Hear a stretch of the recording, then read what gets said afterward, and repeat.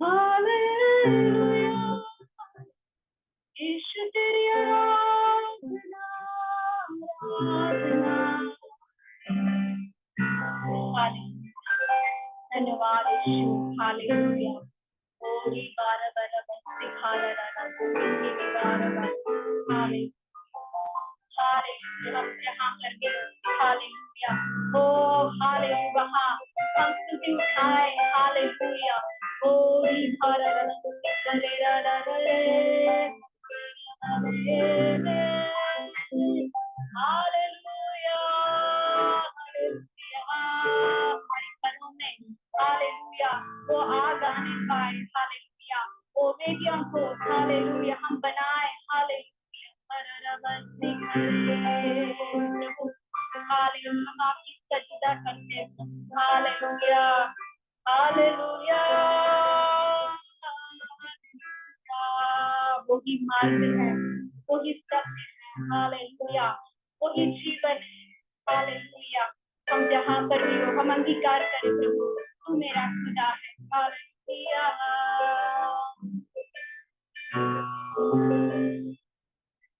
तू ही मार्ग है तू ही सत्य है तू ही जीवन है मेरा। हम गाएं तू ही मार्ग है तू ही सत्य है तू ही जीवन है मेरा।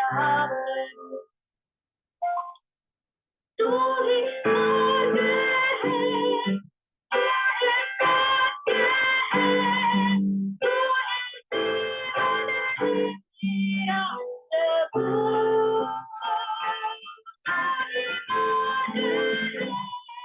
तू ही मार्ग है तू ही सत्य है तू ही जीवन है मेरा प्रभु।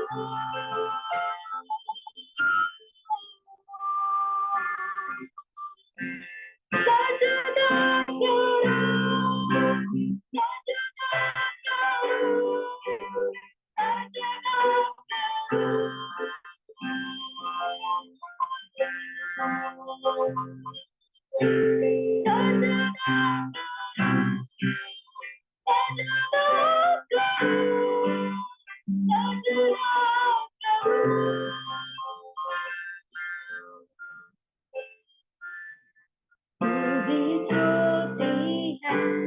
जीवन की रोटी है मेरा हमरा ही मेरा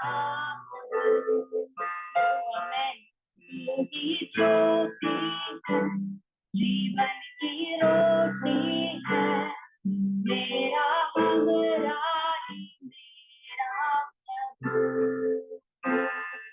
तू ही ज्योति है जीवन की रोटी है मेरा हमरा ही मेरा प्रभु। तू ही ज्योति है जीवन की रोटी है मेरा हमरा ही मेरा प्रभु।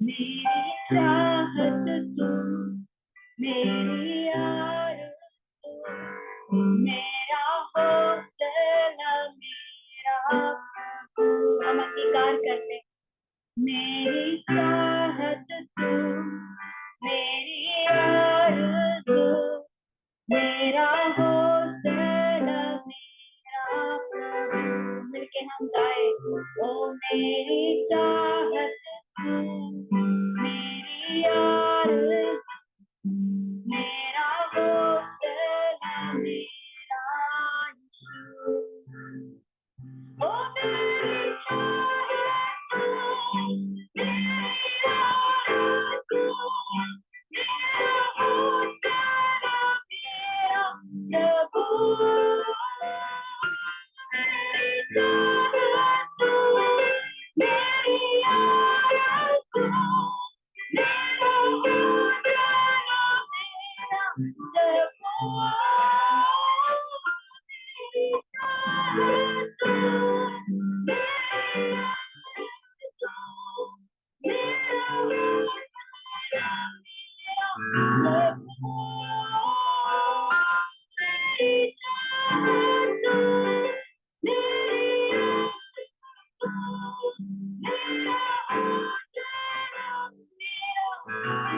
मैं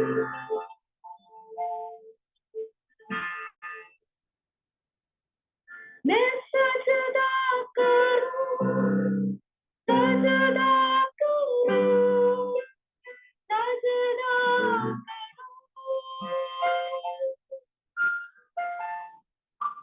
सजदा करूं, सजदा करूं, सजदा करूं,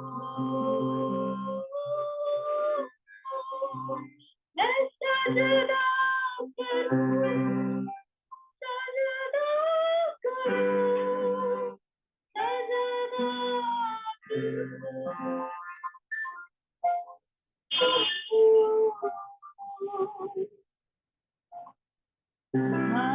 Hallelujah,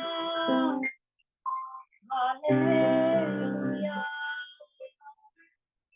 तेरे सजदा,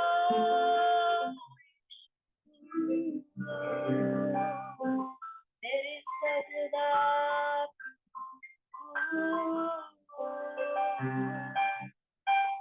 तेरे सजदा करूं।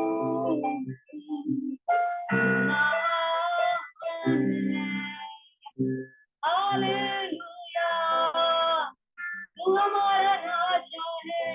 Hallelujah, hallelujah. आज प्रभु आपके सामने हर एक परिवार हालेलुया घुटने उठे। हालेलुया, प्रभु आपको हम सजदा करते हैं। हालेलुया, आप हमारा हालेलुया परिवार की हालेलुया वो नींव है प्रभु। Hallelujah, hallelujah. ओ इस समय हम प्रार्थना करते हैं सारे परिवार के प्रति, आपकी जो भी योजना है प्रभु हालेलुया पूरा होने पाए। हालेलुया, हर परिवार हालेलुया, हर व्यक्ति प्रभु आपके लिए एक जीवित बलि होने पाए प्रभु। हालेलुया, हम मिलके क्या हाथ पकड़ते हुए जो भी साथ में बैठा है एक और बार हम सजदा करें। हालेलुया, सजदा करूं, सजदा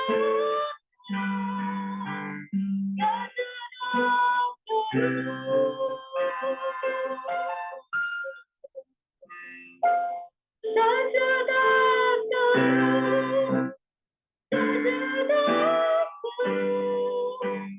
सजदा करूं, सजदा करूं,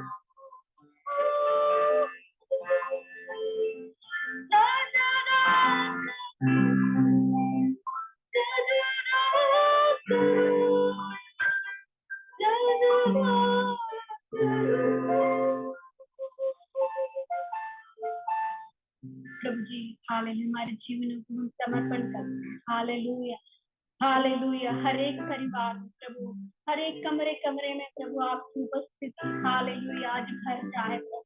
hallelujah, O the glory of the Lord. Hallelujah, प्रभु आपकी महिमा हम देखने पाए। हालेलुया, वो सारी आदर महिमा प्रशंसा हम आपको देते हैं। हालेलुया, वो आराधना हालेलुया स्वीकार करते हैं। हालेलुया, यीशु मसीह के नाम से हम मांगते हैं, आमीन।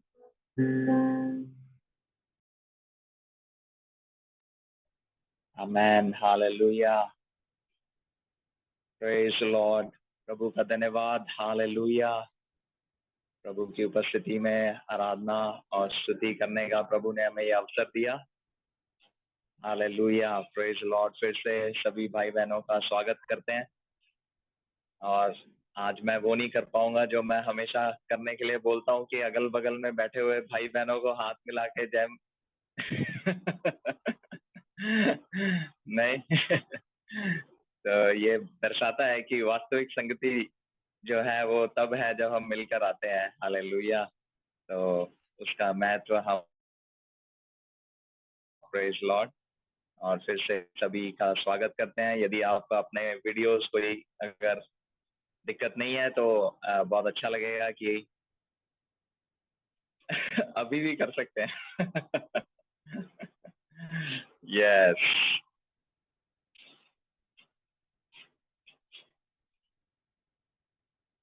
तो वीडियोस यदि हम ऑन कर सकते हैं तो एक दूसरे के साथ संगति कर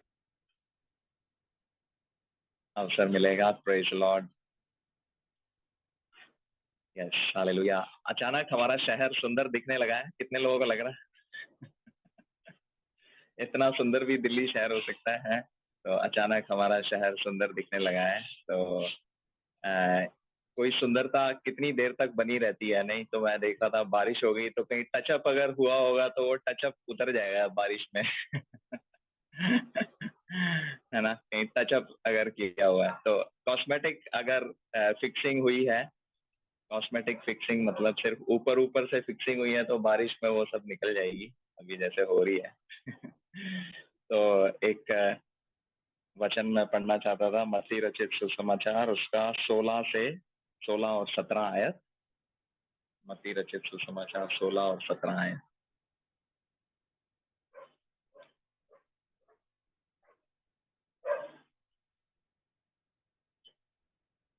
प्रभु यीशु मसीह से कुछ लोग आके उपवास के संबंधित प्रश्न पूछ रहे हैं और प्रभु उस उत्तर में इस प्रकार से कहते हैं कि कोरे कपड़े का पैबंद पुराने वस्त्र पर कोई नहीं लगाता, क्योंकि वह पैबंद उस वस्त्र से भी कुछ और खींच लेता है और वह अधिक हो जाता है।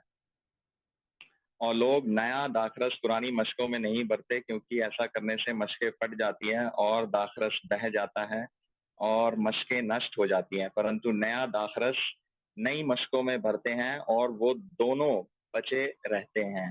हालेलुया।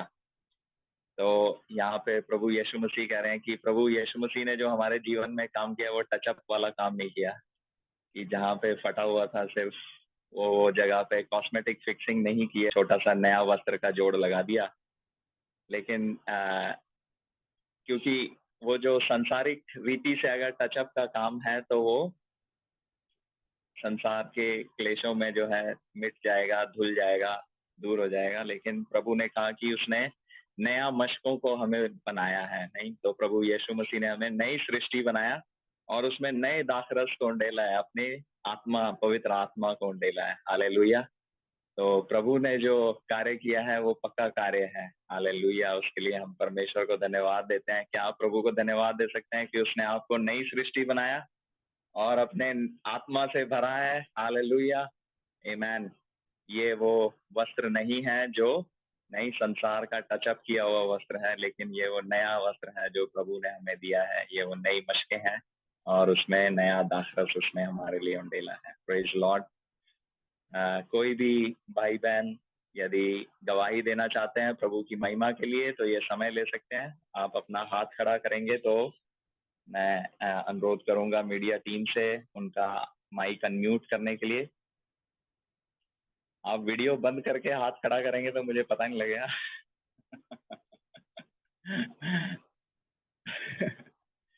कोई भी गवाही देना चाहते हैं तो अपना हाथ खड़ा कर सकते हैं कि कैमरा में दिख जाए, या एक हैंड रेज वाला भी ऑप्शन होता है, लेकिन अगर वो नहीं भी दिख रहा तो आप हाथ खड़ा कर सकते हैं।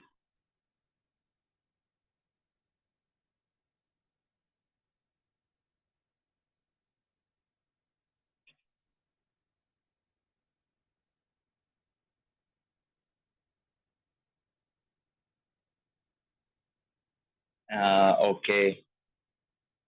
गीता आंटी, गीता शर्मा आंटी हाथ खड़ा कर रही हैं तो आप उनका माइक अनम्यूट कर सकते हैं। यस आंटी, आप ये समय ले सकते हैं।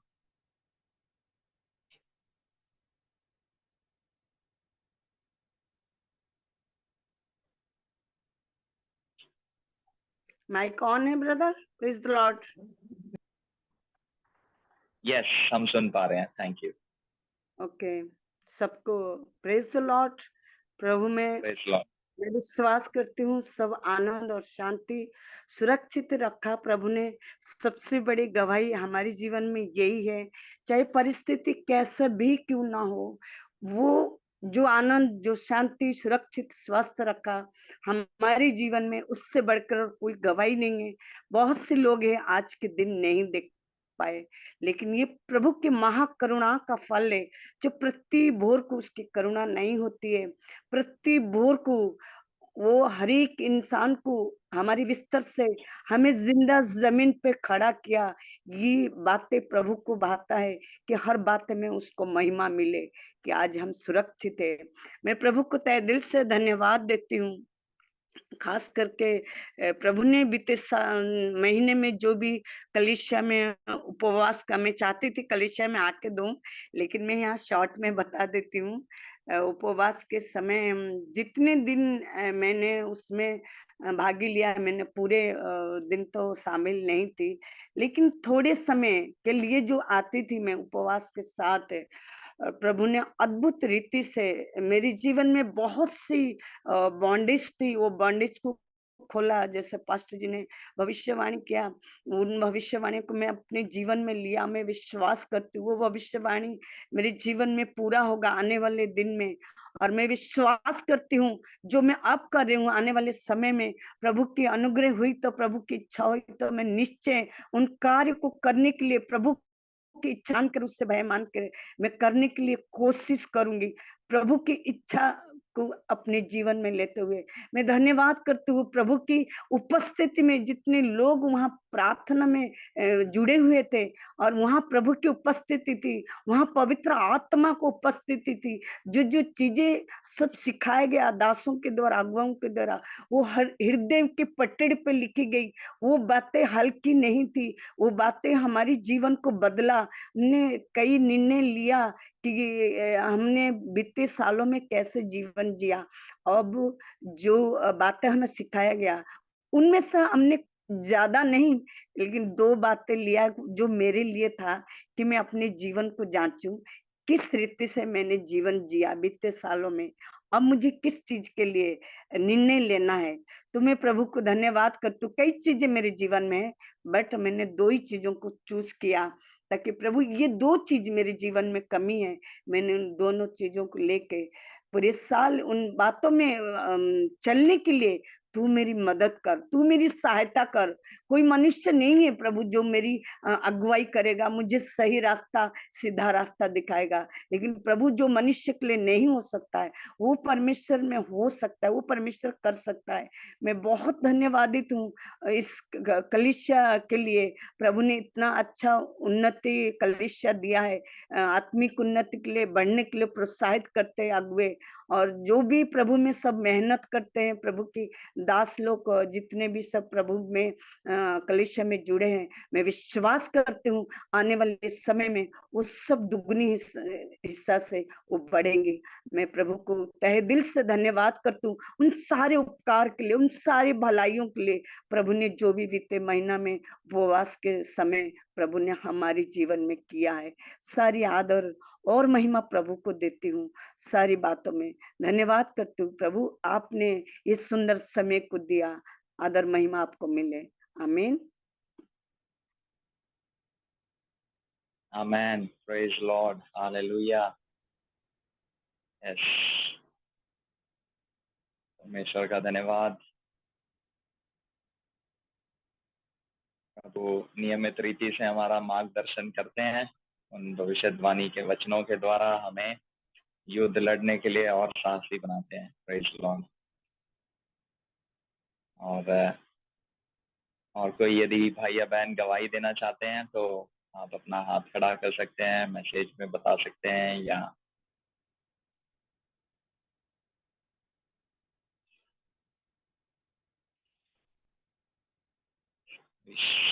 संक्षिप्त में प्रभु की महिमा के लिए कोई गवाही देना चाहते हैं तो।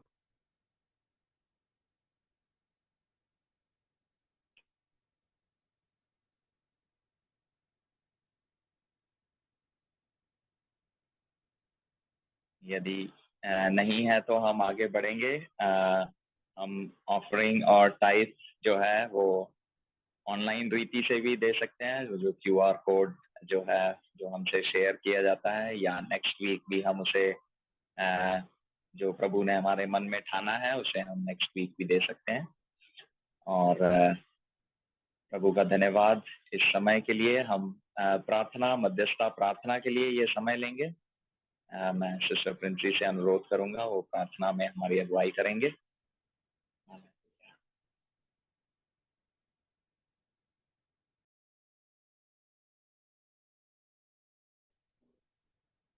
धन्यवाद, धन्यवाद। आइए हम बिछुआई की प्रार्थना के लिए अपनी आँखों को बंद करें।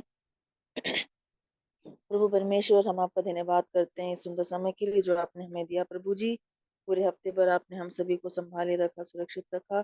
इस तरह से प्रभु जी आज हमें जो माध्यम से जुड़ने के लिए आपने जो अवसर दिया उसके लिए आपका धन्यवाद करते हैं प्रभु जी। हालेलुया। हम अपने सभी प्रार्थना विषयों को आपकी उपस्थिति में लाते हैं प्रभु जी। हालेलुया। धन्यवाद प्रभु जी, कलीसिया के सभी भाई बहनों के लिए धन्यवाद करते हैं प्रभु जी। सभी को आपने सुरक्षित रखा, उसके लिए धन्यवाद। हम जो लोग बीमार हैं उनके लिए चंगाई के लिए प्रार्थना करते हैं प्रभु जी। बहन मंजू की चंगाई के लिए प्रार्थना करते हैं। हालेलुया। बहन सोनिया के कान की चंगाई के लिए प्रार्थना करते हैं। प्रवीण जी के लिए प्रार्थना करते हैं। भाई रोशन की माता के लिए प्रार्थना करते हैं। सिबी भाई की पीर दर्द के लिए प्रार्थना करते हैं। शकुंतला आंटी के लिए प्रार्थना करते हैं। लोकेश जी की माता जी रानी आंटी के लिए प्रार्थना करते हैं। भाई रूपू की चंगाई के लिए प्रार्थना करते हैं प्रभु जी। सभी बीमार लोगों को तेरे हाथ में समर्पित करते हैं प्रभु जी। आपकी कोड़ों से उन्हें चंगाई दी है, उसके लिए धन्यवाद प्रभु जी। और कोई भी बीमार है तो उन सबको तेरे हाथ में समर्पित करते हैं। सब पर आपकी सुरक्षा बनी रहे प्रभु जी। बदलते मौसम में भी सबके ऊपर आपकी करुणा बनी रहे। सभी बच्चों पर आपकी आशीष बनी रहे प्रभु जी। हमारे बच्चे जो परीक्षाओं के लिए तैयार कर रहे हैं उनको भी तेरे हाथ में समर्पित करते हैं प्रभु जी। अपनी बुद्धि समझ से उन्हें भरें प्रभु जी। हालेलुया। धन्यवाद प्रभु। जो लोग नौकरी के लिए प्रार्थना कर रहे हैं उनके लिए भी प्रार्थना करते हैं कि उन्हें सही प्रभु जी नौकरी उनके प्रभु जी योग्यता से अच्छे बढ़कर प्रभु जी उन्हें दिलाएं प्रभु जी। बहन सिल्वी और सिस्टर गीता के लिए प्रार्थना करते हैं, उनको भी सही नौकरी दिलाएं प्रभु जी। हालेलुया। प्रार्थना करते हैं प्रभु जी हमारे कलीसिया में सभी पारिवारिक शांति के लिए प्रार्थना करते हैं। परिवारों में जिन यहाँ पे भी शांति नहीं है, एकता नहीं है, प्यार नहीं, उन सबके ऊपर प्रभु जी आपकी आशीष बोलते हैं प्रभु जी। उन सबके परिवारों में आशीष शांति बनाए रखें प्रभु जी। प्रार्थना करता है विश्वासी परिवारजन जो हमारे घर में है, हमारे भाई बहनों में, हमारे दोस्तों में, मित्रों में, परिवारजनों में जो भी अविश्वासी हैं जिन्होंने अभी तक आपको स्वीकारा नहीं, उनकी भी आंखें खोलें, वो आपको उद्धार को पाए प्रभु जी। हालेलुया। और जो लोग बीमार हैं चंगाई के लिए प्रार्थना करते हैं, उनको भी अपने कोड़ों से चंगाई दें प्रभु जी। उनके उद्धार के लिए प्रार्थना करते हैं प्रभु जी। प्रार्थना करते हैं जो लोग नौकरी की तलाश में हैं उन्हें भी सही नौकरी उनके आवश्यकताओं के अनुसार प्रभु जी उन्हें दिलाएं प्रभु जी। हालेलुया। जिनकी भी आर्थिक अवस्थाओं में मुश्किल है उन सब उनके लिए प्रार्थना करते हैं, उनके लिए भी रास्ते खोलें प्रभु जी। हालेलुया।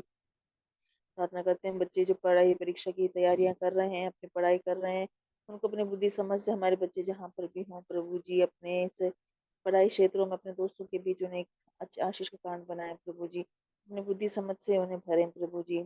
प्राकृतिक आपदाओं के लिए महामारी, रोग, युद्ध, इन सभी परिस्थितियों में हम जब हैं प्रभु जी, इन सब से हम सबकी सुरक्षा हम यीशु मसीह तेरे नाम में बोलते हैं प्रभु जी। हमारे सभी बच्चों को, परिवारजनों को, भाई बहनों को, परिवारजनों को, सभी को आपकी लहू के डेरे में बांधते हैं प्रभु जी। हालेलुया। हम अपने देश के लिए प्रार्थना करते हैं प्रभु जी, एक उद्धार की एक लहर हमारे देश में भेजें प्रभु जी। हालेलुया।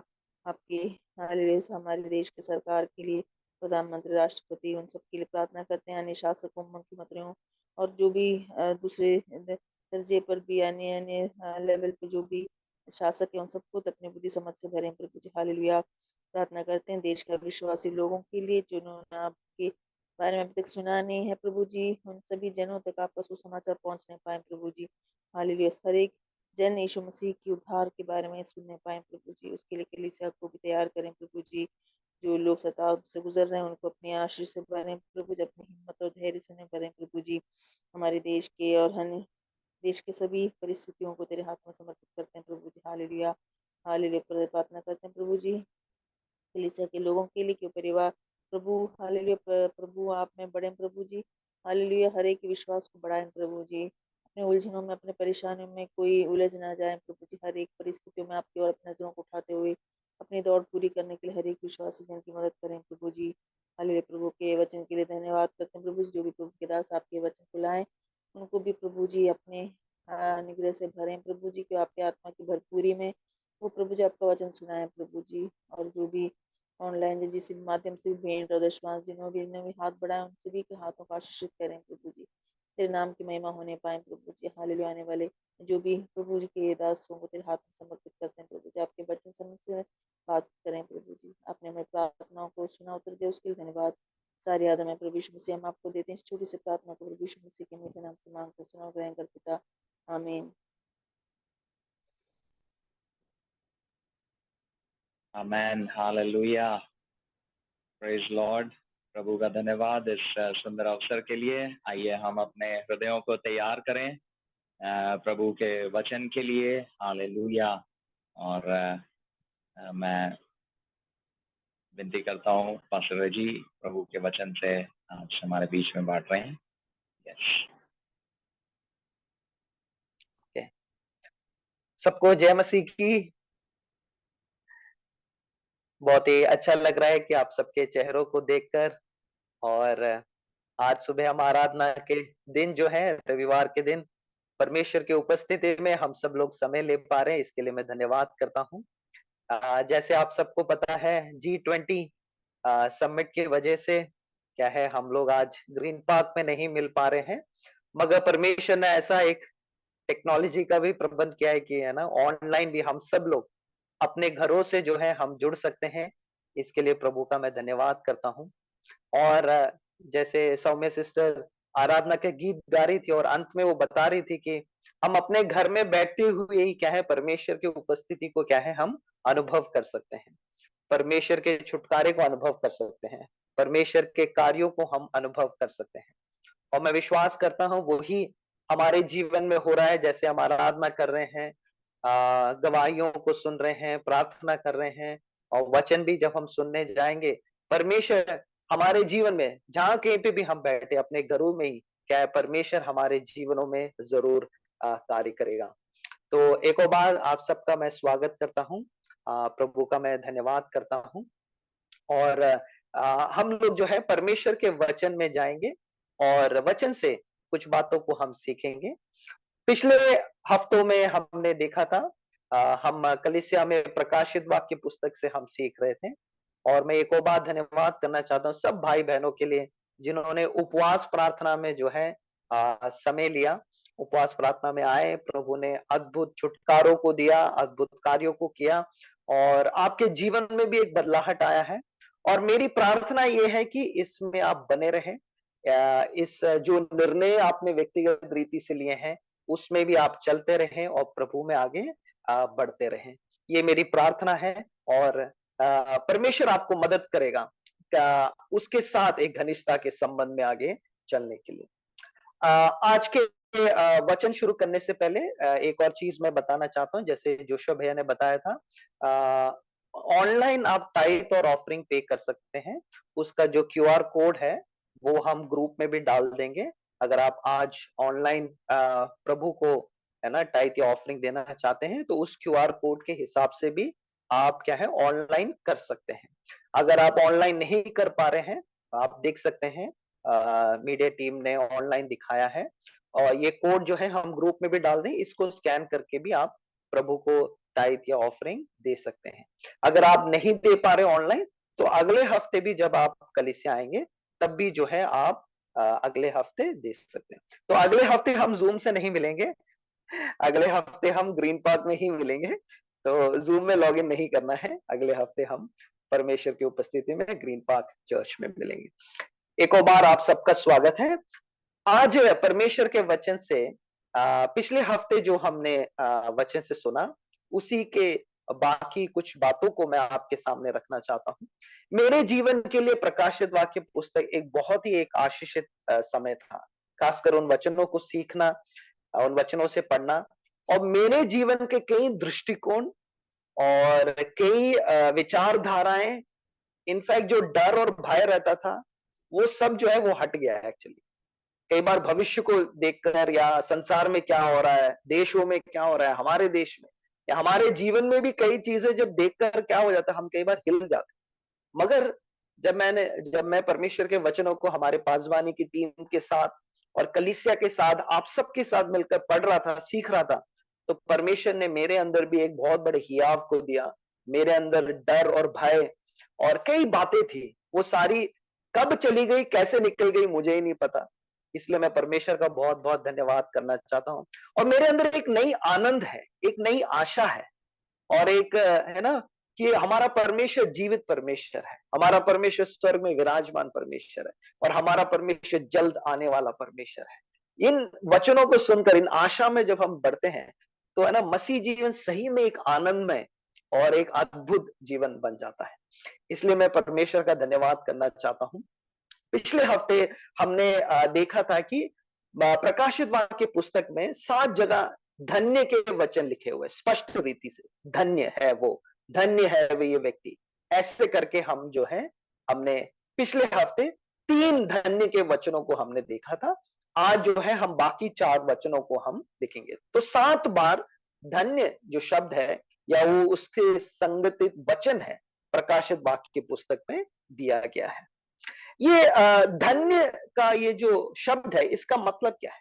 धन्य का मतलब है आशीषित, पूरी रीति से परमेश्वर में संतृप्त, और परमेश्वर के अनुग्रह को अपने जीवन में क्या है, अनुभव करना। तो धन्य का मतलब है आशीषित, पूरी रीति से संतृप्त है, किसमें? परमेश्वर में ही, और परमेश्वर के अनुग्रह को अपने जीवन में हर समय क्या है, अनुभव करना। तो ये आपके जीवन के परिस्थिति से संबंधित नहीं है। आपके जीवन के परिस्थिति क्या है, कुछ भी हो सकता है, मुश्किल हालात हो सकते हैं, दिक्कतें हो सकती है, परेशानी हो सकती है, आर्थिक समस्याएं हो सकती है, पारिवारिक समस्याएं हो सकते हैं, आप शारीरिक रीति से कमजोर हो सकते हैं, बहुत सताव से आप गुजर रहे हैं, ये सब आपके जीवन में हो सकता है। मगर आप क्या है, प्रभु यीशु मसीह में धन्य है, प्रभु यीशु मसीह में आशीषित है, प्रभु यीशु मसीह में आप अनुग्रहित हैं। और ये अनुग्रह और आशीष का काम कहां पे हुआ है, कहां से शुरू हुआ है? प्रभु यीशु मसीह के द्वारा शुरू हुआ। प्रभु यीशु मसीह के द्वारा, क्रूस पे किए हुए कार्य के द्वारा। और जब हमने प्रभु यीशु मसीह पे विश्वास किया, हम क्या है, प्रभु यीशु मसीह में धन्य है, आशीषित है, और उसने हमें हर एक स्वर्गीय आशीषों से क्या है, अनुग्रहित किया है। तो हम प्रभु यीशु मसीह में आशीषित हैं। तो आप क्या अपने आप को आशीषित समझते हैं? क्या आप अपने आप को धन्य समझते हैं? कई बार क्या है, हमारा धन्य और आशीष का जो एक परिभाषा होती है, हम सांसारिक रीति से नापते हैं। हम सोचते हैं, अच्छा मेरे पास घर है, गाड़ी है, या मेरे पास अच्छी नौकरी है, बहुत पैसे हैं, तो मैं आशीषित हूं। मगर बाइबल क्या कहती है? धन्य आशीषित वो व्यक्ति है जिसने प्रभु यीशु मसीह को जाना है और प्रभु यीशु मसीह में बना है, और वो क्या है, वो सही में क्या है, आशीषित है। चाहे उसके जीवन में कमी घटी हो, चाहे उसके जीवन में कंगालपन हो, चाहे उसके जीवन में कुछ भी ना हो, मगर वो व्यक्ति क्या है, वो सही में क्या है, प्रभु में आशीषित है, आशीषित है, धन्य है। तो हम पिछले हफ्ते हमने 3 वचनों को देखा था। आज हम एक एक करके उसको दोबारा देखते हुए हम जाएंगे। हम आते हैं प्रकाशित वाक्य पहला अध्याय, उसका 3रा पद। प्रकाशित वाक्य पहला अध्याय, उसका 3रा पद मैं आपके लिए पढ़ना चाहूंगा, या आप मेरे साथ स्क्रीन पे भी देख सकते हैं। इस प्रकार लिखा है, धन्य है वह जो इस भविष्यवाणी के वचन को पढ़ता है, और वे जो सुनते हैं और इसमें लिखी हुई बातों को मानते हैं, क्योंकि समय क्या है, निकट है। तो देखिए, धन्य है वो व्यक्ति। कौन सा व्यक्ति धन्य है? जो परमेश्वर के वचन को पढ़ता है और वो उस वचन को सुनता है और इसमें लिखी हुई बातों को वो मानता है। तो वो व्यक्ति, हर एक व्यक्ति आशीषित या अनुग्रहित है जो परमेश्वर के वचन के साथ समय लेता है, पढ़ने के लिए समय लेता है और पढ़ता है, उस पर विश्वास करता है, और उस पे जो लिखी हुई बातें हैं उसको वो सुनता है, प्रभु से सुनता है, परमेश्वर से सुनता है, और उन लिखी हुई बातों को क्या है, वो मानता भी है। उस वचनों में वो चलता है। आज्ञा पालन उसका एक जीवन है। तो आज मैं आपसे पूछना चाहता हूं, क्या आप परमेश्वर के वचन के साथ समय लेते हैं उसको पढ़ने के लिए? आप कहेंगे, पास्टर जी मैं तो पढ़ नहीं सकती। तो क्या आप सुनने के लिए समय लेते हैं? या आप पढ़ नहीं सकते तो आप ऑडियो बाइबल के द्वारा सुनने की इच्छा रखते हैं? तो परमेश्वर के वचन को सुनना और पढ़ना और सुनना बहुत जरूरी है एक मसीह जीवन में। उसके बगैर क्या हम आत्मिक रीति से अपने जीवन में हम आगे बढ़ नहीं सकते। अगर हम परमेश्वर के वचन को नजरअंदाज कर रहे हैं, तो हम किसको नजरअंदाज कर रहे हैं? परमेश्वर को नजरअंदाज कर रहे हैं। परमेश्वर के साथ हम चल नहीं रहे हैं। तो वो व्यक्ति आशीषित है। देखिए, वो व्यक्ति धन्य है। कौन? जो परमेश्वर के वचन के साथ समय लेता है। क्योंकि जब आप प्रभु के वचन के साथ समय लेंगे, आप प्रभु को जानेंगे, उसकी इच्छा को जानेंगे, उसकी योजनाओं को जानेंगे। प्रभु आपको बुद्धि देगा, ज्ञान देगा, परमेश्वर आपको अगुवाई देगा, परमेश्वर आपके जीवन में क्या है, कार्यों को करे। तो हर रोज परमेश्वर आपसे क्या है, बातचीत करना चाहता है। कैसे? उसके वचनों के द्वारा। तो आपको पता है कलीसिया में हमने जो है पिछले 3 महीने बाइबल पढ़ने का एक प्लान हमने शुरू किया था, और वो पिछले हफ्ते क्या है, वो खत्म हो गया। पिछले हफ्ते हमने उसको पूरा प्रकाशित वाक्य खत्म हो गया। और मैं जानता हूं आप में से कई लोगों ने क्या है, उस वचनों को पढ़ने के लिए शुरुआत भी किया।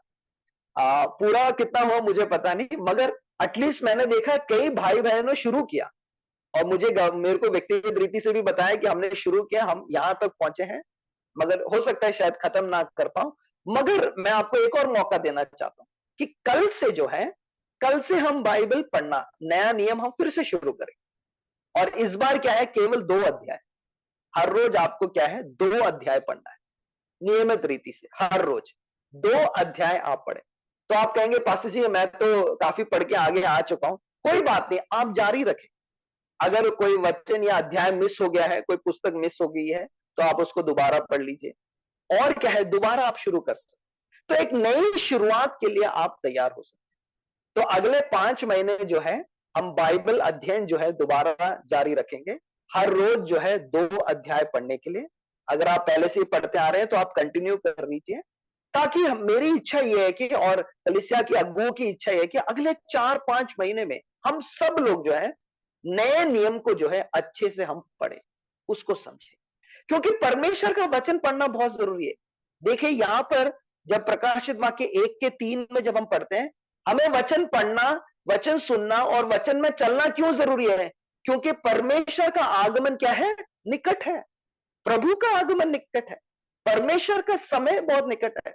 तो परमेश्वर का वचन ही है जो हमें विश्वासी जीवन में मजबूत कर सकता है, हमें बलवंत कर सकता है। तो हम सब लोग क्या है, एक निर्णय को लेंगे, आगे आने वाले कल से जो है हम हर रोज क्या है 2-2 अध्याय को पढ़ते हुए हम जाएंगे, ताकि परमेश्वर का वचन कलीसिया में हर कोई जो है पढ़े और उसको सीखे और उसको समझे। तो परमेश्वर के वचन को क्या है, आप अपने जीवन में प्राथमिकता दे। तो धन्य है वो व्यक्ति जो इस भविष्यवाणी के वचन को पढ़ता है, सुनता है और उसमें लिखी हुई बातों को मानता है। दूसरे धन्य के वचन की ओर हम जाएंगे, वो है प्रकाशित वाक्य 14वां अध्याय, उसका 13वां पद। प्रकाशित वाक्य 14वां अध्याय, उसका 13वां पद। क्या लिखा है?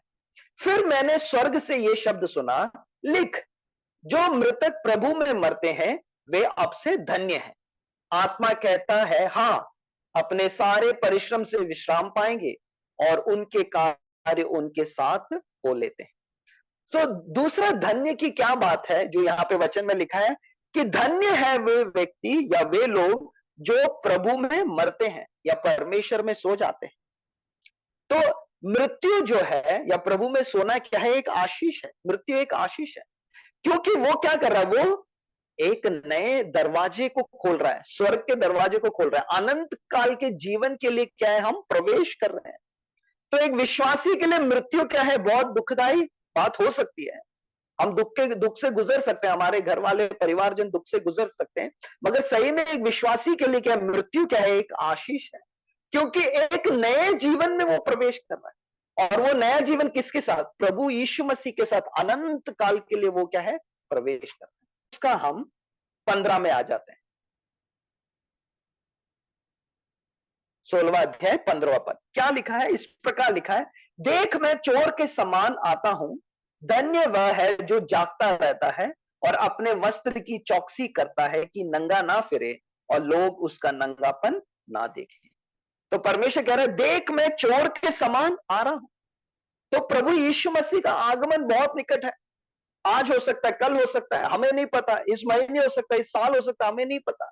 प्रभु कैसे आएगा? चोर के समान आएगा। एक चोर जब आता है तो वो बताता नहीं है कब आता है, वो चोर आ जाता है, अपने समय में आ जाता है। तो प्रभु का आगमन क्या है? प्रभु ने क्या है, प्रभु के समय में परमेश्वर आएगा, वो चोर के समान आएगा। इसलिए आपको और मुझे क्या करना है? जागते रहना है। इसलिए वो वचन लिखा है, धन्य है वो जो जागता रहता है, जो तैयार रहता है। आत्मिक रीति से वो सो नहीं रहा है, वो जागा हुआ है, वो सो नहीं रहा है। उसने अपने जीवन को तैयार किया है। परमेश्वर के साथ वो एक घनिष्ठता का संबंध है, प्रभु की सेवा में वो लगा हुआ है, परमेश्वर के साथ वो चल रहा है। और उसका जीवन क्या है? उसने अपने वस्त्र की चौकसी वो करता है, अपने वस्त्र की चौकसी मतलब कि एक पवित्रता के जीवन के लिए क्या है उसने समर्पित किया है। वो अपना जीवन क्या है हल्के में नहीं लेता है। वो संसार के मोह मायाओं में क्या है फंसा हुआ नहीं है। वो संसार के क्या है भरमाने वाले बातों में फंसा नहीं है। वो समझौते वाला उसका एक जीवन नहीं है।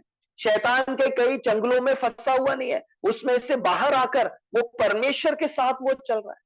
तो अपने वस्त्र की चौकसी हमें करना है।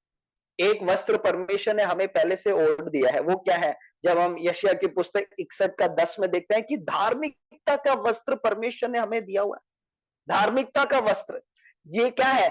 जब हम प्रभु यीशु मसीह को ग्रहण करते हैं, अपने मुक्तिदाता उद्धारकर्ता के रूप में स्वीकार करते हैं, तो क्या है? हम प्रभु यीशु मसीह के सामने धर्मी ठहराए जाते हैं। हमें परमेश्वर ने धार्मिकता का वस्त्र दिया है और हम परमेश्वर के साथ हमारा मेल मिलाप हो गया है। हम सही संबंध में हम आगे चल रहे हैं। तो परमेश्वर ने क्या है? धार्मिकता का वस्त्र दिया हुआ है। हमें क्या है? अपने जीवन को क्या है? गंदा नहीं करना है, कलंकित नहीं करना है, गंदगी नहीं लेके आना है, खराब नहीं करना है, बल्कि एक पवित्रता के जीवन के लिए हमें उसके साथ चलना चाहिए। प्रकाशित वाक्य 3 अध्याय जब आप पढ़ोगे, मैं आपके लिए पढ़ना चाहता हूं। प्रकाशित वाक्य 3 अध्याय उसका 4 और 5 इस प्रकार कहता है। ये सारदिस की कलीसिया के बारे में बताए गए। सारदिस की कलीसिया में ऐसे कुछ प्रभु के लोग थे जो परमेश्वर के साथ चल रहे थे। और प्रकाशित वाक्य 3 अध्याय 4 और 5 इस प्रकार लिखा है, पर हां सारदिस में तेरे यहां कुछ ऐसे लोग हैं जिन्होंने अपने अपने वस्त्र अशुद्ध नहीं किए। वे श्वेत वस्त्र पहने हुए मेरे साथ घूमेंगे क्योंकि वे इस योग्य है। जो जय पाए उसे इसी प्रकार श्वेत वस्त्र पहनाया जाएगा और मैं उसका नाम जीवन की पुस्तक में से किसी रीति से ना काटूंगा, पर उसका नाम अपने पिता और स्वर्गदूतों के सामने मान लूंगा। देखो, परमेश्वर जब सारदिस की कलीसिया को देखता है, वो ऐसे कुछ लोगों को उसको परमेश्वर देखता है जो प्रभु के लिए खड़े हैं। लिखा हुआ है कि सारदिस में कुछ ऐसे लोग हैं जो क्या है? जिन्होंने अपने वस्त्र अशुद्ध नहीं किए हैं, जो संसार के मोह माया रीति रिवाज में नहीं चल रहे हैं, जिन्होंने अपने मसीह जीवन को क्या है बलवंत किया है, वो जागृत है, वो संसार के क्या है अशुद्धता में फंसे हुए नहीं है। उन्होंने क्या है अपने जीवन को क्या है पवित्र रखा है। और 5वें पद में लिखा है कि जो जय पाए, प्रभु चाहता है कि मसीह जीवन क्या है? एक जय प्राप्त करने वाला जीवन हो। प्रभु यीशु मसीह के द्वारा हम जयवंत है। परमेश्वर ने वो अधिकार और सामर्थ हमें दिया है, उसके द्वारा क्या है हम अपने जीवन में हर विषय के ऊपर हम जय प्राप्त कर सकते हैं, खासकर पाप के ऊपर। अगर आज आप अपने जीवन में परख कर देखें, क्या पाप में जीवन तो नहीं है, गंदगी वाला जीवन तो नहीं है, आपने अपने वस्त्र को अशुद्ध तो नहीं किया है, क्या आप नंगेपन में तो फिर नहीं रहे हैं? अगर ऐसा है, आप मन फिरा के प्रभु की ओर लौट आए, क्योंकि परमेश्वर एक जयवंत मसीह जीवन के लिए बुला रहा है। आप अपने पापों के ऊपर जय प्राप्त करें, आपके बंधनों के ऊपर जय प्राप्त करें, प्रभु की उपस्थिति में बैठे उसको खोजे, उसको जाने। आपके जीवन को तैयार करना जरूरी है। क्यों? क्योंकि प्रभु यीशु मसीह चोर के समान आने वाला है, वो आने वाला है। अगर हम जागृत नहीं रहे, अगर हम तैयार नहीं रहे, तो क्या है हम चूक जाएंगे, रह जाएंगे यहां पर। इसलिए हमें तैयार रहना बहुत ही जरूरी है। आइए हम चौथे धन्य के वचन की ओर हम जाते हैं। प्रकाशित वाक्य 19 अध्याय उसका 9वां पद, 19 अध्याय उसका 9वां पद, चौथा धन्य का वचन क्या लिखा है? इस प्रकार कहा है, तब स्वर्गदूत ने मुझसे कहा, यह लिख कि धन्य वे हैं जो मेमने के विवाह के भोज में बुलाए गए हैं। फिर उसने मुझसे कहा, यह वचन परमेश्वर के सत्य वचन है। धन्य है वो व्यक्ति या धन्य है वो जो मेमने के विवाह के भोज में बुलाए गए। एक बहुत बड़ा विवाह होने वाला है, एक बहुत बड़ा विवाह। वो किसका विवाह है? वो हमारा दुल्हा कौन है? प्रभु यीशु मसीह। और दुल्हन कौन है? कलीसिया। दुल्हा और दुल्हन का क्या है, एक बहुत बड़ा विवाह। ये विवाह क्या दर्शाता है? बाइबल में जब हम विवाह के विषय में देखते हैं तो एक संबंध को दर्शाता है, एक साथ रहने के विषय में दर्शाता है, एकता को दर्शाता है। तो प्रभु यीशु मसीह क्या कर रहे हैं? जब वो आएगा हमें ले जाने के लिए, तो ऐसा एक समय होगा अनंत काल में, कैसा होगा कि हम उस मेमने के विवाह में क्या है, हम सम्मिलित हैं। एक विवाह होने वाला है और प्रभु यीशु मसीह हमारा दुल्हा है और हम उसकी दुल्हन है। इसलिए आपको और मुझे क्या है, अपने आप को तैयार करना है। मैं देख रहा था कि हमारे भारत देश में अभी तक का सबसे महंगा शादी, सबसे महंगा विवाह किसका था? तो मैंने जब ऐसे चेक किया तो मुकेश अंबानी की जो बेटी है उसका विवाह था, और उस विवाह में जो है करीबन 700 करोड़ रुपए जो है इस्तेमाल किए गए। 700 करोड़ रुपए इस्तेमाल किए गए। इतनी महंगी जो है एक विवाह था। तो मैं देख रहा था कि उससे भी क्या है, एक बहुमूल्य, उससे भी एक बहुत ही पवित्र, उससे भी बहुत ही क्या है, अद्भुत एक विवाह होने वाला है। और वो क्या है, वो मेमने का विवाह है। और उस विवाह के लिए क्या है, आप और मैं क्या है, बुलाए गए। कोई भी उस विवाह में क्या है, अपनी मर्जी से नहीं घुस सकता है।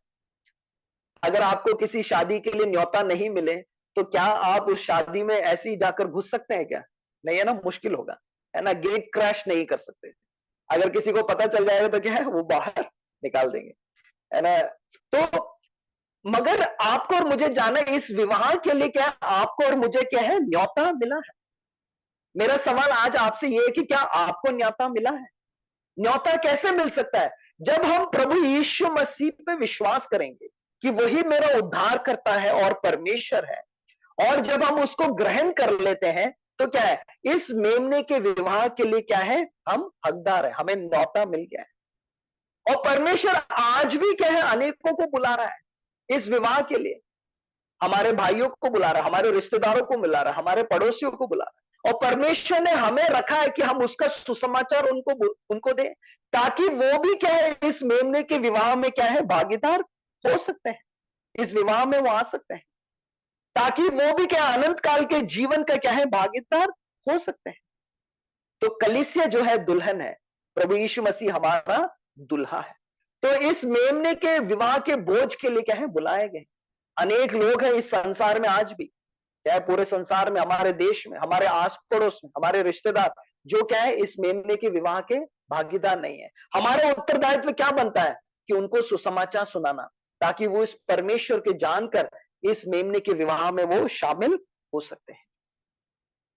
हम देखते हैं कि परमेश्वर चाहता है कि ऐसा हो, है ना। जब आप मत्ती रचित सुसमाचार 22 अध्याय पढ़ेंगे, वहां पे प्रभु यीशु मसीह एक दृष्टांत को बताते हैं। ऐसे एक विवाह के बारे में बताते हैं, एक दृष्टांत के रूप में दिया गया है कि यीशु मसीह ने बोला कि स्वर्ग का राज्य इस प्रकार है। एक राजा ने क्या है, अपने पुत्र के विवाह के लिए सबको न्योता भेजा, और न्योता दिए हुए दिन क्या है, कोई आया नहीं, तो उसने अपने दास को भेजा, दास लोगों को भेजा, और बोला कि जाके बुला के लेके आओ, कि सारी तैयारी हो चुकी है, तुम लोग आ जाओ। मगर जब वो दास लोग बुलाने गए थे गेस्ट लोगों को, उन्होंने क्या है, उस दास लोगों को पकड़ के मारा और क्या है, उनको खत्म कर दिया। तो राजा जो है वो गुस्सा हो गया, उसने क्या, अपने सैनिकों को भेजकर वो शहर नष्ट कर दिया। फिर उसने अपने दासों को बोला क्या है, देखो विवाह का भोज तो तैयार है, मगर जो निमंत्रित लोग हैं वो नहीं आए। बाहर जाकर रोड में से, चौराहे में से, जहां जहां से लोग हैं उनको बुलाओ, उनको लेके आओ। और क्या है, इसलिए क्या हो गया, सबको इकट्ठा कर लिया। विवाह के घर में क्या है, वो अतिथियों से भर गया। मगर उसके अंदर एक ऐसा आदमी आया जिसने क्या है, विवाह का वस्त्र नहीं पहना था। जो राजा ने दिया होगा वो वस्त्र नहीं पहना था, वो अंदर अपने आप घुस कर आ गया। तो उसको बोला गया, तू बिना विवाह के वस्त्र बिना तू कैसे आया? और उसका मुंह बंद हो गया, वो कुछ बोल नहीं पाया। और राजा ने उसको, अपने सेवकों को बोला, इसके हाथ पांव बांधकर उसे बाहर अंधियारे में डाल दो, और वहां पर क्या है, रोना और दांत पीसना होगा। तो परमेश्वर का राज्य इस प्रकार है। परमेश्वर का एक न्योता है सबके लिए, और वो न्योते को क्या है, अपनाना चाहिए, ताकि हम इस मेमने के विवाह में क्या है, हम शामिल हो सकते।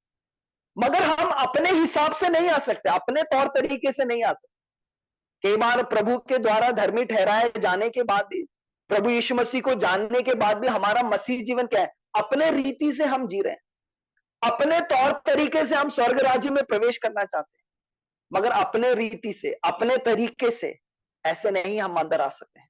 प्रभु की रीति से, परमेश्वर की इच्छा अनुसार उस न्योते को स्वीकार कर कर पवित्रता का एक जीवन हमें व्यतीत करना है, और तभी क्या है, उस मेमने के विवाह में क्या है, हम सम्मिलित हो सकते हैं। तो आज मैं आपसे पूछना चाहता हूं, क्या आपका प्रभु यीशु मसीह के साथ एक घनिष्ठता का संबंध है? क्या आप पवित्रता का जीवन आप व्यतीत कर रहे हैं? क्या आप उस मेमने के विवाह के लिए क्या है, आप तैयार हैं? क्या आप अपने जीवन को तैयार किया है? क्या आपने इसी रीति से दूसरों को भी तैयार किया है, जो आपके पड़ोसी लोग हैं, दोस्त लोग हैं? क्या आपने सुसमाचार उनको सुनाया है ताकि वो प्रभु को जान सके? इसलिए हे प्रियो, आपको और मुझे क्या है, तैयार रहना है।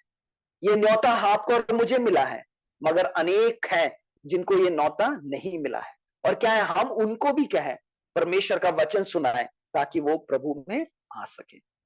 आइए हम अगले धन्य के वचन की ओर हम जाते हैं। प्रकाशित वाक्य 20वां अध्याय उसका 6वां पद हम पढ़ेंगे। 20वां अध्याय उसका 6वां पद क्या लिखा है?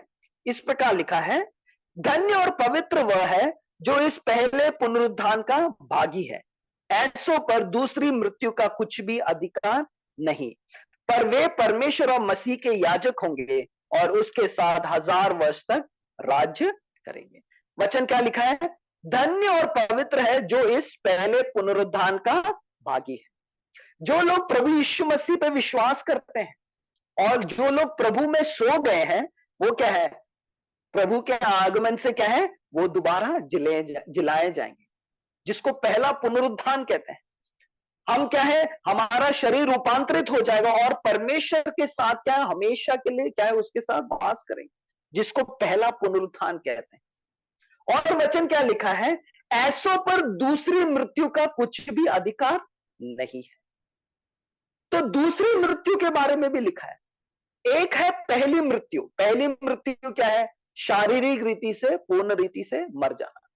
जब हमारा शरीर बूढ़ा हो जाता है या जिसी भी रीति से बीमारी या कोई भी परेशानी जिसकी भी वजह से क्या है, हम इस संसार में खत्म हो जाते हैं, हमारी मृत्यु हो जाती है, तो वो क्या है, पहली मृत्यु हो गई।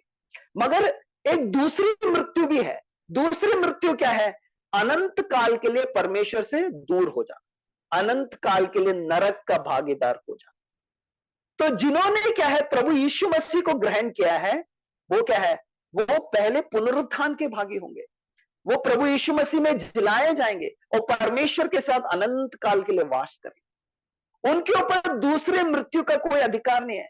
वो अनंत काल के लिए नरक के भागीदार नहीं है, वो अनंत काल के लिए जीवन के भागीदार है। तो दूसरी मृत्यु के भागीदार कौन कौन है? वो लोग हैं जिन्होंने प्रभु यीशु मसीह को आज तक ग्रहण नहीं किया है, जो इस संसार में थे, जिन्होंने यीशु मसीह को नहीं जाना, यीशु मसीह को नहीं ग्रहण किया। वो हो सकता है शारीरिक रीति से मर जाते हैं, उसके बाद क्या है, दूसरी मृत्यु के भी भागीदार हो जाते हैं। अनंत काल के लिए क्या है, वो नरक के भागीदार हो जाते हैं। अनंत काल के लिए क्या है, परमेश्वर से दूर हो जाते हैं। तो वो कौन से लोग हैं जो दूसरी मृत्यु के भागीदार हैं? जो आत्मिक रीति से प्रभु से हमेशा के लिए दूर है, जो प्रभु को ग्रहण नहीं करना चाहते हैं। आइए हम एक वचन को पढ़ते हैं। 20वां अध्याय उसका 11 से लेके 15 तक हम पढ़ेंगे। 20वां अध्याय प्रकाशित वाक्य उसका 11 से लेके 15 मैं आपके लिए पढ़ना चाहता हूं, आप सुन सकते हैं या तो स्क्रीन पे भी देख सकते हैं। क्या लिखा है? फिर मैंने एक बड़ा श्वेत सिंहासन और उसको जो उस पर बैठा हुआ देखा। उसके सामने से पृथ्वी और आकाश भाग गए और उनके लिए जगह ना मिली। फिर मैंने छोटे बड़े सब मरे हुए को सिंहासन के सामने खड़ा हुआ देखा और पुस्तकें खोली गई और फिर एक और पुस्तक खोली गई, अर्थात जीवन की पुस्तक। और जैसा उन पुस्तकों में लिखा हुआ था वैसे ही उनके कामों के अनुसार मरे हुए का न्याय किया गया। समुद्र ने उन मरे हुए को जो उसमें थे दे दिया और मृत्यु और अधोलोक ने उन पर मरे हुए को जो उनमें थे दे दिया, और उनमें से हर एक के कामों के अनुसार उनका न्याय किया गया। मृत्यु और अधोलोक आग की झील में डाले गए। यह आग की झील दूसरी मृत्यु है और जिस किसी का नाम जीवन की पुस्तक में लिखा हुआ ना मिला, वो आग की झील में डाल दिया गया। देखिए, ये अंत के समय में परमेश्वर क्या है, हर चीजों का न्याय करने वाला है। एक बड़ा सिंहासन, उस पर कोई बैठा हुआ, पिता परमेश्वर बैठे हुए, और क्या है, और परमेश्वर क्या है, न्याय करने जा रहा है। हर छोटे बड़े सब मरे हुए क्या है, हर कोई किसके सामने खड़ा है, सिंहासन के सामने खड़ा है। पुस्तकें खोली गई, अलग अलग पुस्तकें खोली गई, और एक पुस्तक खोली गई, क्या है, जीवन की पुस्तक। जीवन की पुस्तक में उन्हीं का नाम है जिन्होंने प्रभु यीशु मसीह को ग्रहण किया है, जिन्होंने प्रभु यीशु मसीह पे विश्वास किया है, जो प्रभु यीशु मसीह के साथ चल रहे हैं। और जिनका नाम जीवन की पुस्तक में नहीं है, वो उनका क्या हाल होने वाला है, वो अनंत काल के लिए नरक के भागीदार होने जा रहे हैं। इसलिए इधर देखिए क्या लिखा है, वचन इस प्रकार कहता है, जैसा उन पुस्तकों में लिखा हुआ था वैसा ही उनके कामों के अनुसार मरे हुए का न्याय किया गया। और 15वां पद और 14वां पद इस प्रकार कहता है, मृत्यु और अधोलोक आग की झील में डाले गए। यह आग की झील दूसरी मृत्यु है। तो हर किसी का न्याय किया गया, और जिन्होंने प्रभु यीशु मसीह को ग्रहण नहीं किया, जो प्रभु से दूर है, उनको कहां डाल दिया गया, आग की झील में डाल दिया गया, जो दूसरी मृत्यु है। और ये दूसरी मृत्यु क्या दर्शाता है, अनंत काल के लिए क्या है, ये परमेश्वर से अलग हो गए। अनंत काल के लिए दुख, दर्द, यातना, कराना, चिल्लाना, वो इस नरक में क्या है, पड़े रहेंगे। ये दूसरी मृत्यु है। हे प्रियो, हम परमेश्वर का धन्यवाद करते हैं, क्या है, हम दूसरी मृत्यु का भागीदार नहीं है।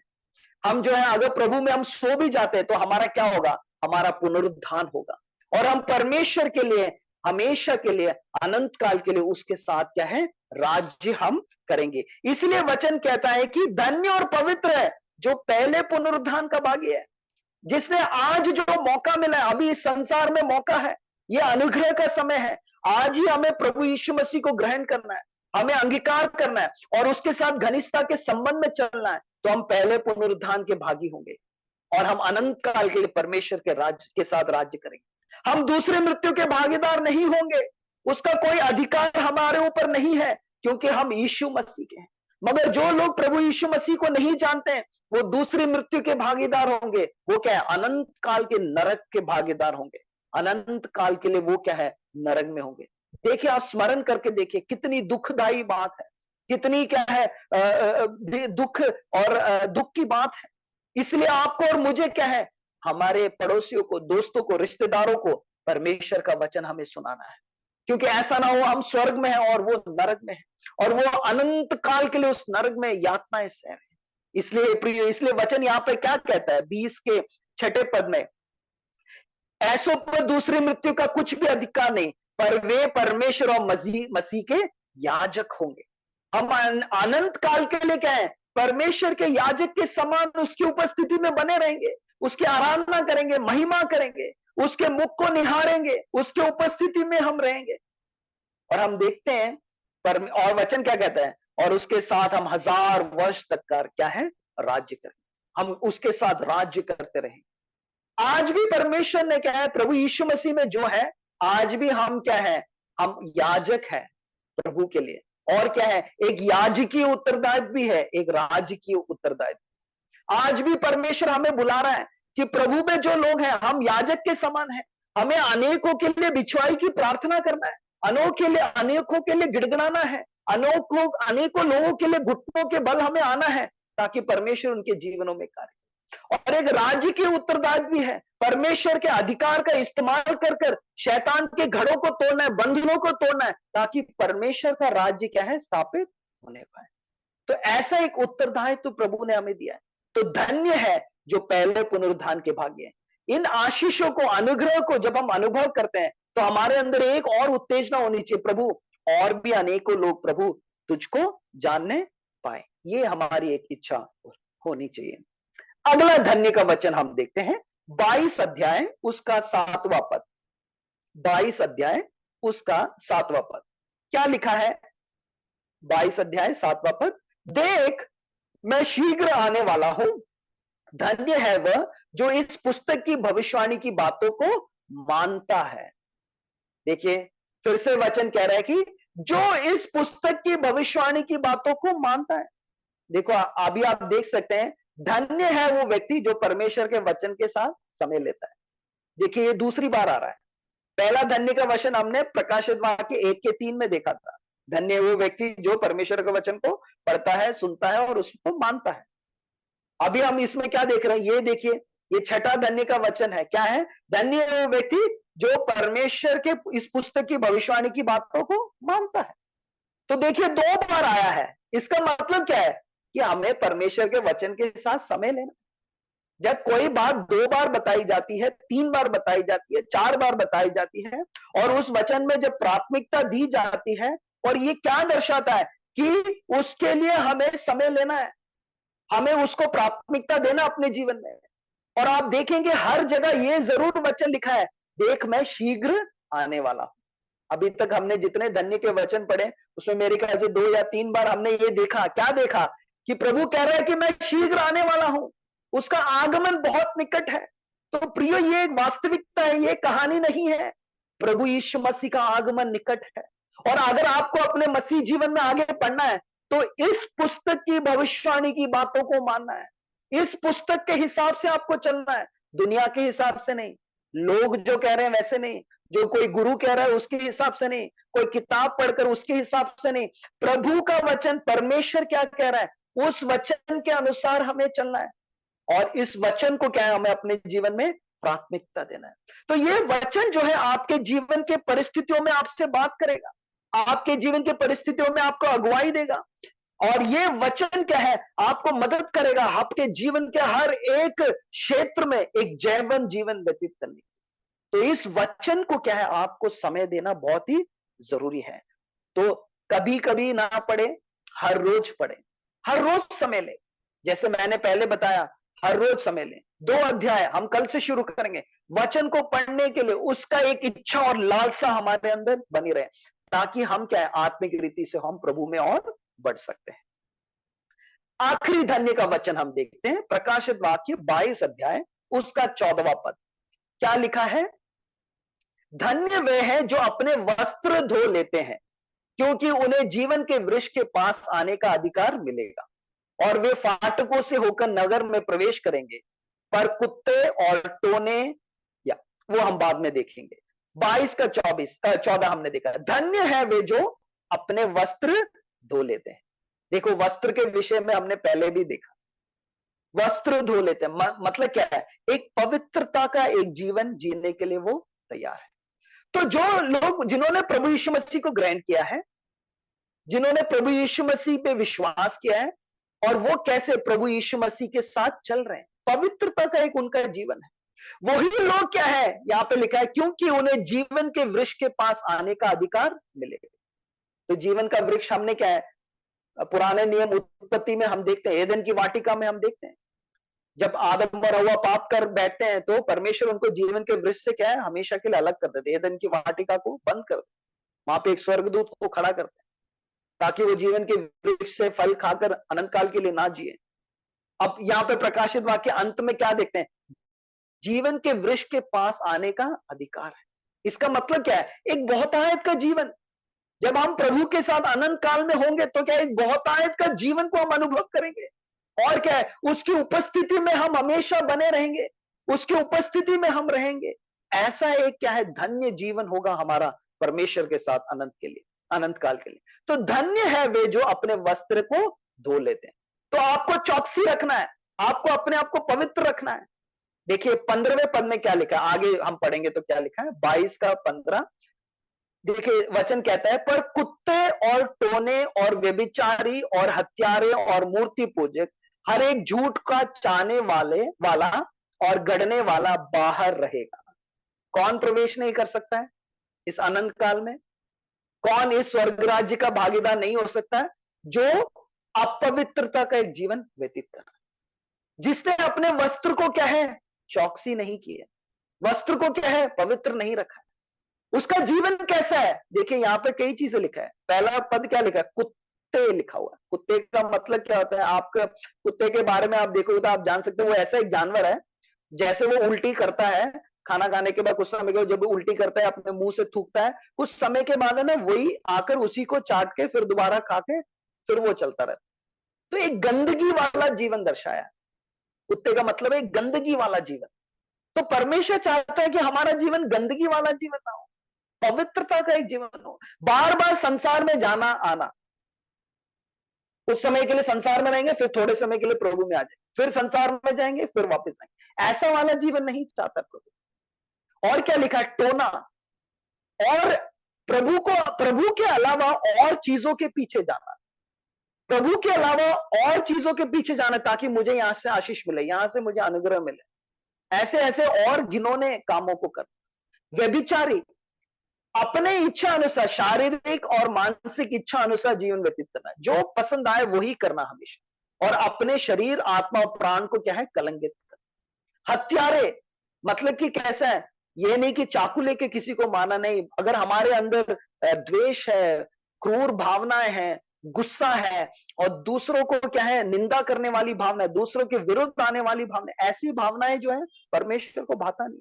मूर्ति पूजक, प्रभु यीशु मसीह के अलावा और चीजों के ऊपर भरोसा रखना, और चीजों को पीछे चलना, उसकी आराधना करना, उसके पीछे लगे रहना, ये एक मूर्ति पूजक का एक कार्य जैसा है। और हर एक झूठ को चाहने वाला और गढ़ने वाला बाहर रहेगा। झूठ में एक जीवन जो है परमेश्वर को पसंद नहीं है। झूठ वाला जीवन प्रभु नहीं चाहता है। तो हे प्रिय, आज मैं आपको कहना चाहता हूं, जब हम इस धन्य के वचनों को जब हम पढ़ते हैं, तो देखिए यहां पर कोई भौतिक आशीष के विषय में नहीं लिखा है, मगर धन्य है वो व्यक्ति जो परमेश्वर के वचन को पढ़ता है। धन्य है वो व्यक्ति जो आत्मिक रीति से तैयार रहता है। धन्य है वो व्यक्ति जो अपना जीवन पवित्रता के साथ जी रहा है। धन्य है वो व्यक्ति जिसने यीशु मसीह को अपने जीवन का केंद्र बनाया है। धन्य है वो व्यक्ति जो प्रभु यीशु मसीह के साथ उसमें बसा हुआ है और उसके साथ चल रहा है। वो व्यक्ति धन्य है। हो सकता है प्रियो, आज आपके जीवन में कमी घटिया हो, परेशानी से जा रहे हो, दिक्कतों से आप जा रहे हो, मगर मैं आपको कहना चाहता हूं, आप प्रभु यीशु मसीह में धन्य है, आशीषित है। और ये धन्य और आशीषित जीवन को क्या है? आपको और आगे बढ़ते हुए लेके जाना है। प्रभु के साथ जब आप चलेंगे तो आपका जीवन और आशीषित हो जाएगा। आपको आत्मिक रीति से क्या है? धन्य होना है। आत्मिक रीति से धन समेटना है। आत्मिक रीति से आपको बढ़ना है। संसार में सांसारिक रीति से शायद आपका कोई नाम ना हो, कोई ओहदा ना हो, लोग आपको नीचे दिखाते हो, नीचे देखते हो, मगर उससे आपको डरने भय करने की जरूरत नहीं है। मगर आप प्रभु यीशु मसीह में क्या है? धन्य है। इसलिए हे प्रियो, मैं आपको एक और बार कहना चाहता हूं, प्रभु का आगमन बहुत ही निकट है। इसलिए हम अपने जीवन को तैयार करें, उसके वचनों को पढ़ते हुए, उसमें स्थिर रहते हुए, मसीह जीवन को बलवंत करते हुए, विश्वास में कमजोर नहीं होना है, प्रभु को थामते हुए हम निरंतर आगे बढ़ते रहे। क्योंकि जो अंत तक धीरज धरेगा वो उद्धार पाएगा। अंत तक खड़े होने के लिए प्रभु हमें बुला रहा है।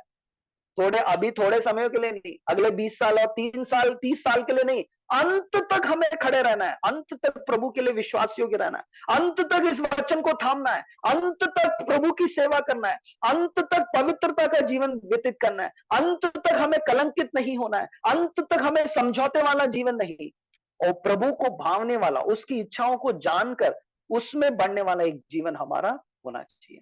तो हे प्रियो, मेरी प्रार्थना यह है, प्रभु आपको, हर किसी को कलीसिया में इस रीति से बढ़ने के लिए परमेश्वर मदद करे। प्रभु आप सबको इन वचनों से आशीषित करे।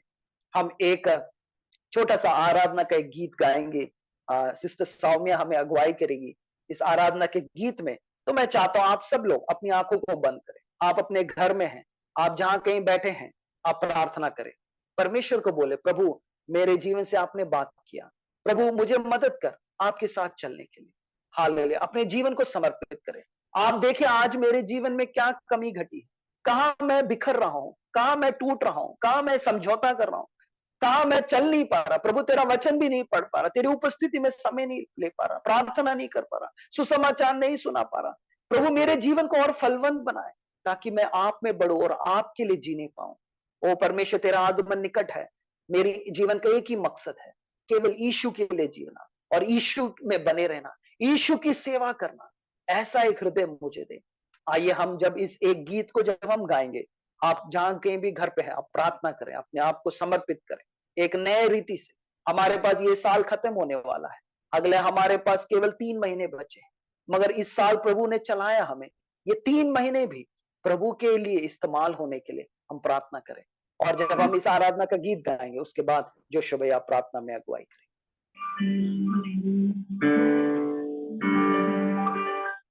मैं चलूंगा तेरे मार्ग बुलाहट के पीछे चलूं, आंखें उठाई तुझको ही देखूं, पवित्र आत्मा इस जगह को भर, लहू मेरे लिए बहा। यीशु खुदा का मेमना, पूरे मन से प्रेम करो। ओ यीशु भेजो मैं जाऊंगा,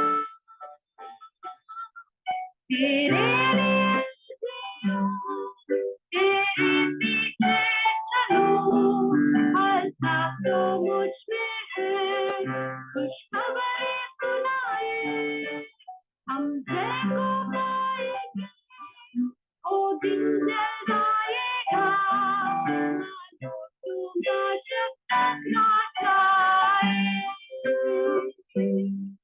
ना लौटूंगा जब तक ना जाए। मैं चलूंगा तेरे मार्ग करती बुलाहट के पीछे चलूं, आंखें उठाए तुझको ही देखूं, पवित्र आत्मा इस जगह को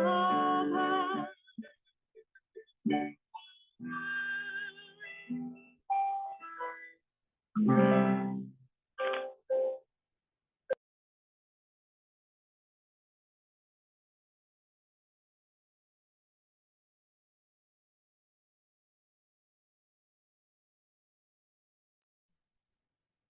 hallelujah, thank you Lord, hallelujah. ओ प्रभु, हम धन्यवाद देते हैं, हालेलुया।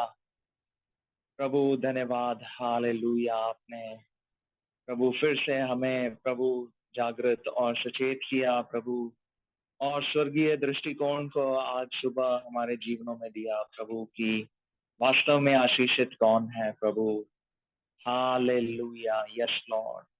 धन्यवाद देते हैं आपके वचन को जो सुनते हैं, पढ़ते हैं और उसे मानते हैं प्रभु, वे धन्य हैं। हालेलुया। आज प्रभु इस वचन को जो लिखा हुआ था वो आज हमने सुना प्रभु, इसको मानकर प्रभु उस धन्य अवस्था में प्रवेश करने के लिए प्रभु कलीसिया के हर एक भाई बहन को प्रभु हालेलुया कदम बढ़ाने के लिए प्रभु आप सहायता करें। हालेलुया। आपका न्योता है प्रभु मेमने के विवाह में, हालेलुया, कोई भी प्रभु दूर खड़ा ना रहे प्रभु, लेकिन उस द्वार से प्रवेश करे जो प्रभु यीशु मसीह है। हालेलुया, हालेलुया जी प्रभु, हालेलुया। हर एक जन उस प्रभु धार्मिकता और पवित्रता के वस्त्र को पहने हुए प्रभु हालेलुया एक ऐसा जीवन जीने पाए जो अनेकों को प्रभु उस महान भोज में आमंत्रित करने का एक जीवन हो प्रभु। Hallelujah, yes Lord, hallelujah. प्रभु धन्यवाद देते हैं, हालेलुया, अपने आत्मा से, अपनी पवित्र आत्मा से प्रभु कलीसिया को हालेलुया प्रभु भरपूर करें। हालेलुया, और आपके गवाह बनकर खड़े होने के लिए हर एक को प्रभु हालेलुया अनुग्रह दें पिता, प्रार्थना करते हैं। धन्यवाद आज के वचन के लिए भी प्रभु, ने दास को आपने प्रभु बलवंत किया और प्रभु हालेलुया अपने वाणी को कलीसिया तक पहुंचाया, उसके लिए धन्यवाद। जिसके कान हो वह सुन ले, हालेलुया की आत्मा कलीसियाओं से क्या कहता है। आमीन, हालेलुया। इस प्रभु स्वर्गीय वाणी को आज्ञा पालन करते हुए प्रभु हम बढ़ने पाए। धन्यवाद प्रार्थना और विनती सुनने के लिए।